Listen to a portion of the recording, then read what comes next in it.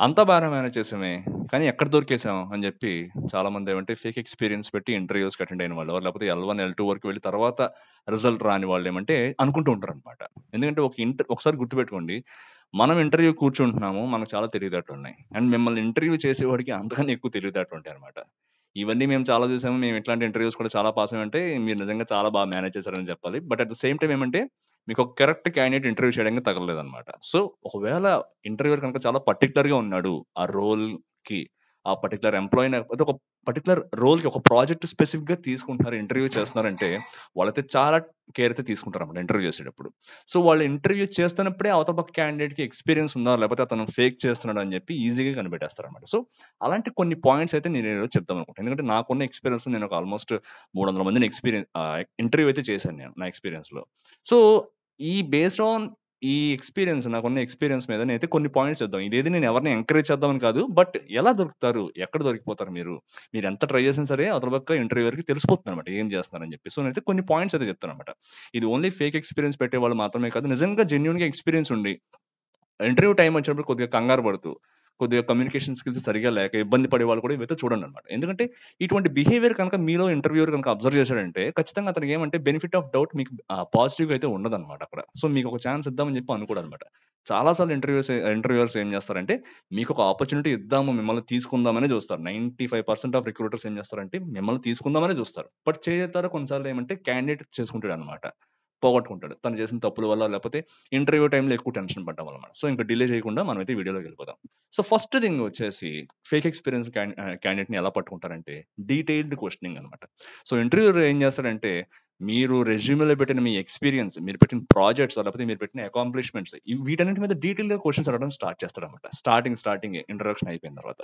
So, కొద్దిగా తెలిసిన వాళ్ళు లేపోతే ప్రిపేర్ అయిన వాళ్ళు ఏమంటే చెప్పగలుగుతారు. బట్ కొద్దిగా సెల్ఫ్ కాన్ఫిడెన్స్ లేని వాళ్ళు, సెల్ఫ్ ఎస్టీమ్ అంత లేని వాళ్ళు ఏం చేస్తారంటే మధ్య మధ్యలో కొద్దిగా షేక్ అవుతారనమాట. వాడికి అర్థమవుతుంది అమ్మో! వీడేమైనా కనిపెట్టేస్తాడేమో నన్ను ఇప్పుడని చెప్పి కొద్దిగా వేగ్‌గా ఆన్సర్స్ ఇవ్వడం స్టార్ట్ చేస్తారనమాట. సో, ఇది నంబర్ 1 థింగ్ అనమాట. సో, ఇక్కడే ఆల్‌మోస్ట్ ఒక 90% మంది ఫిల్టర్ ఔట్ అయిపోతారు. వాడికి తెలిసిపోతుంది. Okay. This guy is actually అంటే ఒక అంచనాకొచ్చేస్తారు వాళ్ళు. ఓకే. ఇతనైతే ఫేక్ చేస్తున్నాడు అనుకుంటున్నాను నేను అని చెప్పి ఒక అంచనాకొస్తారనమాట. ఈ ఫస్ట్ క్వెషన్ తోటి. ఎందుకంటే డీటెయిల్డ్ క్వెషనింగ్ అనేది ప్రతీదీ గుచ్చి అడుగుతారనమాట. ఈ ప్రాజెక్ట్‌లో మీరేం చేశారు?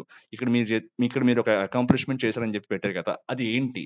ఎలా చేశారు మీరు అని చెప్పి అడుగుతారనమాట. సో, అది గనక మీరు గనక సరిగ్గా చెప్పలేదంటే ఖచ్చితంగా మీకైతే ఛాన్స్ ఉండదనమాట. సో, ఇంకా వాళ్ళకి అర్థమైపోతుంది. అక్కడి నుంచి వాళ్ళ యొక్క వే ఆఫ్ బిహేవియర్ మారిపోతుందనమాట మీతోటి. సో, అది ఫస్ట్‌దనమాట.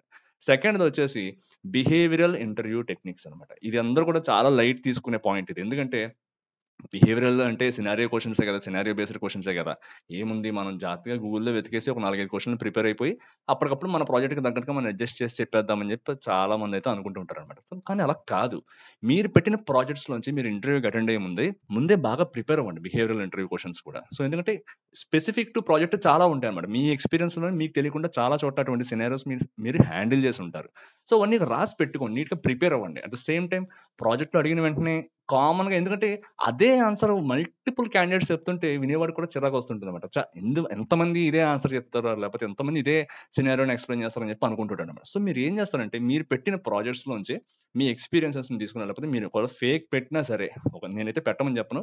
ఫేక్ పెట్టినా సరే దానికి తగ్గట్టుగా మీరైతే ఫ్రేమ్ చేసుకోండి. క్వెషన్స్ అయితే ఫ్రేమ్ చేసుకోండి. ఫ్రేమ్ చేసుకొని దానికి తగ్గట్టుగా సినారియోస్ మీరు రాసుకొని అది ప్రిపేర్ అవ్వండి. అద్దం ముందు నుంచొని చెప్పుకోండి. మీకు మీరే 2, 3 సార్లు చెప్పుకోండి. ఈ క్వెషన్ అడిగితే ఇలా చెప్పాలి. ఈ క్వెషన్ అడిగితే ఇలా చెప్పాలని చెప్పి మీకు మీరే ప్రిపేర్ అవ్వండన్నమాట. సో, ఈ విధంగా అయితే మీరైతే కాన్ఫిడెంట్‌గా చెప్పగలుగుతారు. అట్ ద సేమ్ టైమ్ ఎవరైతే జెన్యూన్‌గా ప్రిపేర్ అవుతారో కూడా వాళ్ళు కూడా ఈ విధంగా చేయండి. చేసిన తర్వాత మీకు ఒక కాన్ఫిడెన్స్ వస్తుందన్నమాట. ఓకే. ఈ క్వెషన్ అడిగితే నేను ఇలా చెప్పగలుగుతానని చెప్పి. సో, ఇది సెకండ్ అన్నమాట. మిమ్మల్ని ఫైండ్ ఔట్ చేయడానికి. మీరు ఫేకా కాదా అని.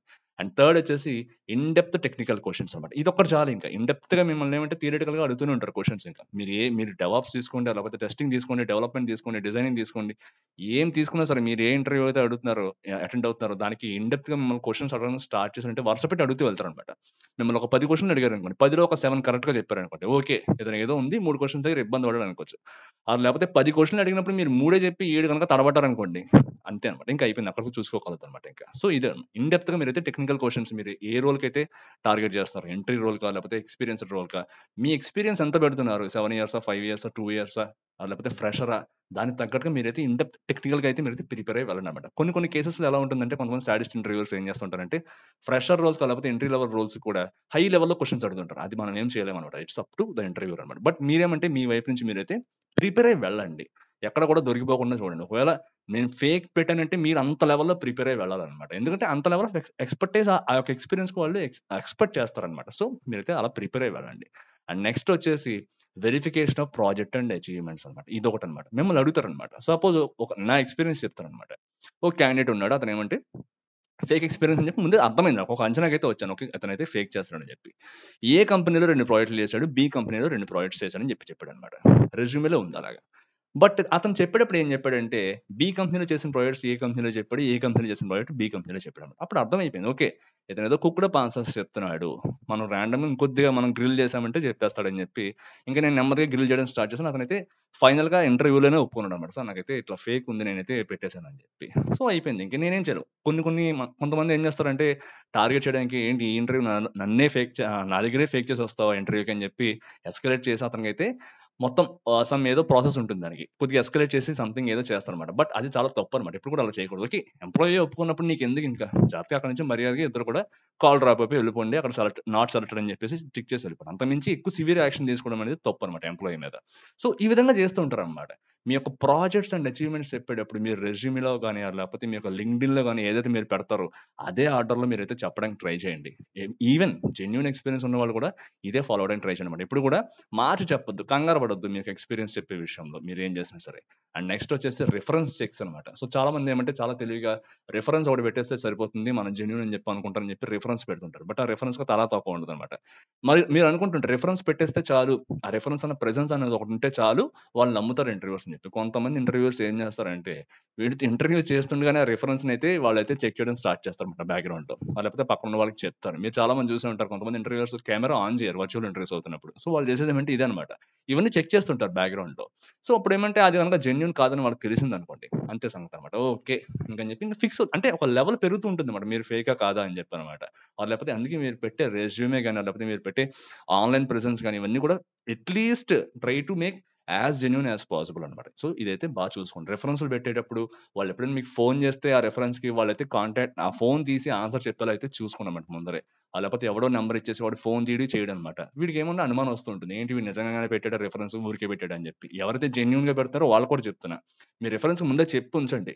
ఒకవేళ నేను ఇలా కంపెనీకి అటెండ్ అవుతున్నాను, ఇంటర్వ్యూ అటెండ్ అవుతున్నాను. వాళ్ళు ఫోన్ చేస్తే తీసి చెప్పు నా గురించి చెప్పు అని చెప్పి వాళ్ళకైతే చెప్పండన్నమాట. సో, వాళ్ళ ఈమెయిల్ ఐడీ గాని, లేకపోతే వాళ్ళ యొక్క ఫోన్ నంబర్ గాని ఇవన్నీ కూడా పెట్టండన్నమాట రిఫరెన్స్‌లో. అండ్ నెక్స్ట్ వచ్చేసి ఆన్‌లైన్ ప్రెజెన్స్. ముందే చెప్పుకున్నాం గదా! మీరు లింక్డ్ఇన్‌లో మీరు గనక యాక్టివ్‌గా ఉన్నారంటే, మీరు కనుక లేకపోతే ఫేక్ ఏదైనా పెడుతున్నారంటే, మీరు ఏవైతే పెడుతున్నారో దయచేసి అందులో కూడా పెట్టండన్నమాట. సో, ఎందుకంటే చాలా మంది ఫేక్ వాళ్ళు దొరికేసేది ఇందులోనే అన్నమాట. ఏమంటే వాళ్ళు ఏదో ప్రాజెక్ట్ పెట్టేస్తారు. అది ఖచ్చితంగా ఫేక్ అని అందరికీ తెలుస్తూ ఉంటుంది. బట్ ఏమంటే అదే ప్రాజెక్ట్ డీటెయిల్స్ వాళ్ళు లింక్డ్ఇన్‌లో కనుక వాళ్ళు చూసుకున్నారంటే ఎక్కువ మంది లింక్డ్ఇన్ యూజ్ చేస్తారని చెప్తారన్నమాట. అందరూ యూజ్ చేయాలని లేదు. బట్ ఎక్కువ మంది యూజ్ చేస్తారని చెప్తారన్నమాట. సో, ఆ ప్రాజెక్ట్ డీటెయిల్స్ వాళ్ళు లింక్డ్ఇన్‌లో పెట్టిన ఒక ఎక్స్‌పీరియన్స్ గనుక వేరీ అవ్వలేదనుకోండి, లేకపోతే టాలీ అవ్వలేదనుకోండి, వాడికి మళ్ళా డౌట్ వస్తుంది. ఏంటిది ఎట్లా తేడాగా ఉంది క్యాండిడేట్ ఎక్స్‌పీరియన్స్ తీసుకుందామా లేదా అని చెప్పి మళ్ళా బెనిఫిట్ ఆఫ్ డౌట్‌లో మీకైతే నెగెటివ్ మార్క్సే పడతాయన్నమాట. సో, అది కూడా జాగ్రత్తగా చూసుకోండి. లింక్డ్ఇన్ ప్రెజెన్స్ చాలా యాక్యురేట్‌గా ఉండేలైతే మీరైతే ట్రై చేయండన్నమాట. అండ్ నెక్స్ట్ వచ్చేసి ల్యాక్ ఆఫ్ ఇండస్ట్రీ జార్గాన్ ఉందన్నమాట. సో, చాలా మంది ఇది నేను ఎక్స్‌పీరియన్స్ చేసిందన్నమాట. చాలా మంది ఏమంటే నాకు ఫేక్ ఎక్స్‌పీరియన్స్ పెట్టి వాళ్ళు ఏం చేస్తారంటే నాకు ఎజైల్ మెథడాలజీ నీకు తెలుసా? ఎజైల్ ఒక స్ప్రింట్ ఎట్లా రన్ అవుతుందో నీకు తెలుసా? అంటే యెస్ మాకు తెలుసు అంటాడు. సరే చెప్పు అంటే మాత్రం చెప్పలేడన్నమాట. వాడి దృష్టిలో స్ప్రింట్ ఏంటంటే ఒక 2 వీక్స్ 3 వీక్స్ ఉంటుంది అంతే. ఎజైల్ మెథడాలజీలో ఏమేం చేస్తారు? లేకపోతే మనకి స్ప్రింట్ బ్యాక్‌లాగ్ అంటే ఏంటి? స్ప్రింట్ మనకేమంటే రెట్రోస్పెక్టివ్ సెషన్స్ అంటే ఏంటి? లేకపోతే బిజినెస్ డిఫైన్‌మెంట్ సెషన్స్ అంటే ఏంటి? ఎట్లా చేస్తారు? లేకపోతే ఎన్ని రకాలుగా ఉంటాయి? ఈ మెథడ్స్ అనేవి ఎన్ని రకాలుగా ఉంటాయి?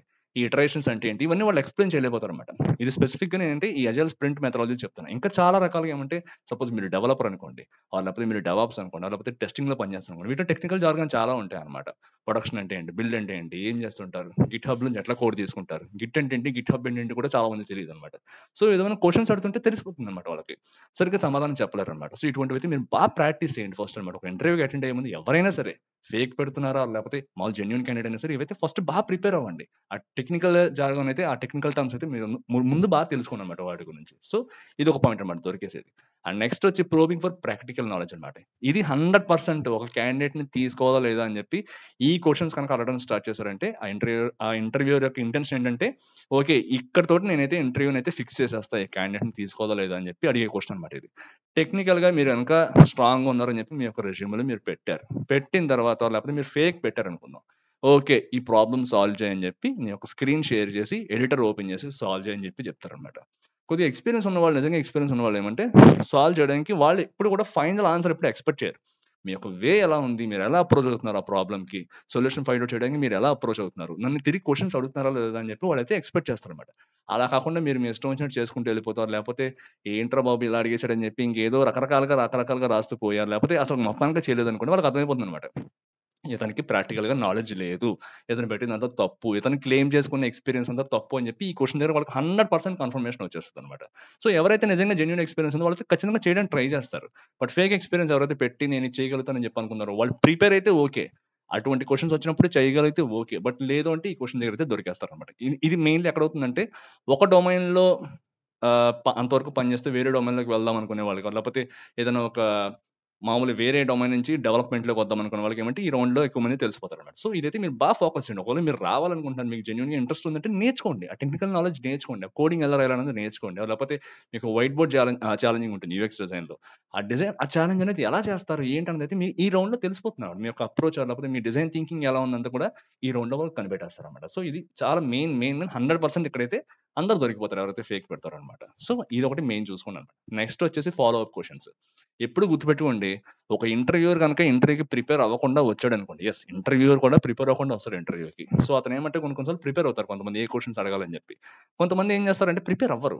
ఓకే. మన ఇంటర్వ్యూకి కూర్చుందాము. క్యాండిడేట్ చెప్తారు కదా సమాధానాలు. దాని నుంచే మనం క్వెషన్స్ అడుగుదాం అని చెప్పి చూస్తుంటారనమాట. ఒక క్వెషన్ అడిగాడు. ఫస్ట్ మీ గురించి చెప్పండి అని చెప్పి మీరు క్వెషన్ అడిగాడనమాట. మీరు చెప్పడం స్టార్ట్ చేశారు. నేను ఇక్కడ చదువుకున్నా. ఈ కంపెనీలో పనిచేశాను. ఈ కంపెనీలో ఈ ప్రాజెక్ట్స్ చేశా అంటే స్టాప్ దేర్ అని చెప్పి ఆ ప్రాజెక్ట్‌లో ఏం చేసావు అని చెప్పి అంటాడనమాట. ఆ ప్రాజెక్ట్ గురించి మీరు ఎక్స్‌ప్లెయిన్ చేస్తుంటే స్టాప్ దేర్ అని చెప్పి మళ్ళీ ఆ ప్రాజెక్ట్‌లో ఏ స్టెప్‌లో నీ రోల్ ఏంటి? నీ రెస్పాన్సిబిలిటీస్ ఏంటి? నువ్వేం చేసావు మొత్తం అంతా డీటెయిల్‌గా చెప్పు అంటాడు. ఆ చెప్పే క్రమంలో మీరు ఏ సమాధానం చెప్తే దాంట్లోంచి ఇతనైతే క్వెషన్ వెతుక్కొని మిమ్మల్ని అయితే అడగడం జరుగుతుందనమాట. సో, ఇటువంటప్పుడు చాలా జాగ్రత్తగా సమాధానాలు చెప్పాలి మీరు. ఎందుకంటే ఒక చోట మీరు తడబడ్డారు, లేకపోతే ఎక్కడైనా కుదరడం లేదు, పొంతం లేదు మీరు చెప్పే సమాధానానికి, లేకపోతే మీరు క్లెయిమ్ చేసిన ఎక్స్‌పీరియన్స్‌కి, రెజ్యూమ్‌లో ఉన్నదానికి పొంతం లేదనుకుంటే మాత్రం అతనికైతే ఖచ్చితంగా డౌట్ వస్తుంది. సో, ఇటువంటి క్వెషన్స్ అయితే మీరు జాగ్రత్తగా చూసుకోండన్నమాట. సో, ఎక్కువ మంది ఫేక్ పెట్టేవాళ్ళు ఏమంటే ఇక్కడ ఫిల్టర్ అవుట్ అయిపోతారనమాట. అండ్ లాస్ట్ వచ్చేసి మీ యొక్క body language and communication skill. ఎప్పుడు కూడా గుర్తుపెట్టుకోండి, ఎంత మనం ఫేక్ పెట్టి, ఎంత మనం ప్రిపేర్ అయ్యి, ఎంత మనం ఇంటర్వ్యూలో కూర్చున్నా సరే, వాళ్ళ యొక్క బాడీ లాంగ్వేజ్, కమ్యూనికేషన్ స్కిల్స్ అనేవి తెలిసిపోతాయన్నమాట అవతల పక్క వాళ్ళకి. మీరు ఏం మేనేజ్ చేయండి, లోపల భయం అనేది మొఖంలో స్పష్టంగా కనబడుతూ ఉంటుందన్నమాట. నేను ఎట్లన్నా సరే ఇది పాస్ అవ్వాలి, ఇది చేయాలి అని చెప్పి. ఇవన్నీ దాటుకుని ఎవరైతే జాబ్ తెచ్చుకున్నారో వాళ్ళకైతే నిజంగా హ్యాట్స్ ఆఫ్. నిజంగా చెప్పాలంటే వాడు నిజంగా ప్రిపేర్ అయ్యాడని చెప్పానమాట. ఇంక మనం ఏం చేయలేము వాళ్ళని. ఎవరైతే ఫేక్ పెట్టి నిజంగా ప్రిపేర్ వచ్చారో వాళ్ళు మనం ఏం చేయలేము ఇంకా. ఓకే, వాడు ప్రిపేర్ అయ్యాడు, ఆ లెవెల్ ఆఫ్ ఎక్స్‌పర్టీస్ కూడా రెడీగా ఉన్నాడని చెప్పి. బట్ ఎవరైతే నిజంగా మారిపోదాం అని చెప్పి ఒక ఆశతోటి, లేకపోతే ఇంకా గ్రోత్ ఉంటుందని చెప్పి ఎవరైతే ఇట్లా మారొస్తారో, ఫేక్ పెట్టొస్తారో వాళ్ళేమంటే బాడీ లాంగ్వేజ్‌లో ఫస్ట్ తెలిసిపోతుందన్నమాట. వాళ్ళెప్పుడు కూడా అంత కాన్ఫిడెంట్‌గా కనబడరు ఇంటర్వ్యూలో. అట్ ద సేమ్ టైమ్ వాళ్ళ కమ్యూనికేషన్ స్కిల్ కూడా అంత బాగోదన్నమాట. సో, మనకు తెలిసిపోతుందన్నమాట. ఇంటర్వ్యూలోనే తెలిసిపోతుంది మనకి. సో, ఇవైతే ఫస్ట్ ఆఫ్ ఆల్ మీరు ఒక ఇంటర్వ్యూకి అటెండ్ అయ్యే ముందు ఎవరైనా సరే, ఫేక్ పెట్టినా సరే, జెన్యూన్‌గా అటెండ్ అవుతున్నా సరే, మీరైతే ఒక అద్దం ముందు నుంచోండి. మీకు మీరే అన్ని సమాధానాలు చెప్పుకోండి. ఈ క్వెషన్ అడుగుతారు. ఈ క్వెషన్‌కి నేను ఎలా సమాధానం చెప్పాలి? లేకపోతే నా ఇంట్రొడక్షన్ ఇది. ఇంట్రొడక్షన్‌కి ఇలా సమాధానం చెప్పాలని చెప్పి మీకు మీరే చెప్పుకోండి ఒకసారి మొత్తం అంతా కూడా. చెప్పుకొని ప్రాక్టీస్ చేసి ఒక ఇంటర్వ్యూకి ముందర 2, 3 సార్లు ప్రాక్టీస్ చేసి మీరైతే వర్చువల్ ఇంటర్వ్యూలో కూర్చోండనమాట. అండ్ వర్చువల్ ఇంటర్వ్యూలో కూడా చాలా మంది చాలా రకాలుగా చేసి దొరికిపోతారనమాట. అదొక వేరే వీడియో చేస్తాను అది కావాలంటే. నా ఎక్స్‌పీరియన్సెస్ ఇంక ఎంత హిలేరియస్‌గా ఉన్నాయంటే ఒక్కొక్కసారయితే అది అమ్మో! ఇంక చెప్పలేం మనం. ఏమంటే ఒక్కొక్కడు ఏం చేస్తాడంటే వర్చువల్ ఇంటర్వ్యూస్‌లో మనం క్వెషన్ అడిగితే ఒక 10 సెకన్లు గ్యాప్ తీసుకొని సమాధానం చెప్పడం స్టార్ట్ చేసాడనమాట ఒక అబ్బాయి. ఏంట్రా వీడు ఏం చేస్తున్నాడని చెప్తే అతనేమంటే ఒక డెఫినిషన్‌లా చెప్పుకుంటూ వెళ్ళిపోతాడు ఒక క్వెషన్ అడుగుతుంటే. ఏం చేస్తున్నాడని చెప్పి నేను పక్కన గూగుల్‌లో సెర్చ్ చేసి చూసాను అదే క్వెషన్. చూస్తే వాడు గూగుల్‌లో ఫస్ట్ రిజల్ట్ ఏదైతే వచ్చిందో అదే చెప్పేస్తున్నాడు మొత్తం అంతా కూడా. నాకు అర్థమైంది. అరె యబ్బా! ఏంరా నువ్వు అసల అని చెప్పి. వీడు పక్కన ఒకడు కూర్చున్నాడు. వాడు చెప్తున్నాడన్నమాట. వాడు చూపిస్తున్నాడు ఇట్లా సిస్టమ్ వాడికి. చెప్పాను వాడికి. తమ్ముడు నువ్వు ఇట్లా చేస్తున్నావమ్మా. నువ్వు పక్కన ఎవడో కూర్చున్నాడు. నేను అడిగిన క్వెషన్ వాడు టైప్ చేస్తున్నాడు. నువ్వు ఫస్ట్ గూగుల్‌లో ఏమైతే వచ్చిందో అదే చెప్తున్నావు నువ్వు. నాకు అర్థమైపోతుంది. వద్దు, ఇంత ఇంత శ్రమ నీకు వద్దు, నాకు వద్దు. నువ్వు నెక్స్ట్ టైమ్ ప్రిపేర్ అవ్వు. వేరే కంపెనీకి అటెండ్ అవ్వు అని చెప్పి అక్కడితో నేను ఇంటర్వ్యూ క్లోజ్ చేసేసి వాడినైతే నాట్ సెలెక్టెడ్ అని చెప్పేసి వచ్చానన్నమాట. సో, ఈ విధంగా పాజిటివ్‌గా వాళ్ళకి చెప్పేవాడు, నువ్వు తప్పు చేస్తున్నావు అని చెప్పేవాడు ఉంటారు. At the same time next లెవెల్‌కి ఎస్కలేట్ చేసి తీసుకెళ్ళే వాళ్ళు కూడా ఉంటారన్నమాట. సో, ఇంటర్వ్యూయర్ యొక్క ఆహ్, వాళ్ళ యొక్క బిహేవియర్ ఎట్లా ఉంది? వాళ్ళ యాటిట్యూడ్ ఎలా ఉంది? చాలా పాజిటివ్‌గా ఉంటున్నారా? లేకపోతే అన్నదంతా మీరు చూసుకోండన్నమాట. చూసుకొని దాని ప్రకారం మీరైతే ఇంటర్వ్యూనైతే ముందుకి క్యారీ ఔట్ చేయండన్నమాట. సో, ఇవైతే కొన్ని 10 పాయింట్స్ నేను చెప్పాలనుకున్నాను. ఇంకా చాలా పాయింట్స్ ఉంటాయి. అవైతే మళ్ళా వేరే వీడియోలో చూద్దాము. బట్ ఇవైతే మీరైతే చాలా జాగ్రత్తగా ఫోకస్ చేయండి. అట్ ద సేమ్ టైమ్ ఎవరైతే నిజంగా జెన్యూన్‌గా ప్రిపేర్ అవుతారో వాళ్ళు కూడా ఇవైతే ఒకసారి దృష్టిలో పెట్టుకోండి. ఇట్లా ఉండాలి, ఇలా ఉండాలి అని చెప్పి. సో, ఈ వీడియో అయితే మీకు హెల్ప్‌ఫుల్ అయిందనుకుంటున్నాను. At the same time please subscribe to Chandana Pavan. Thank you very much friends. By.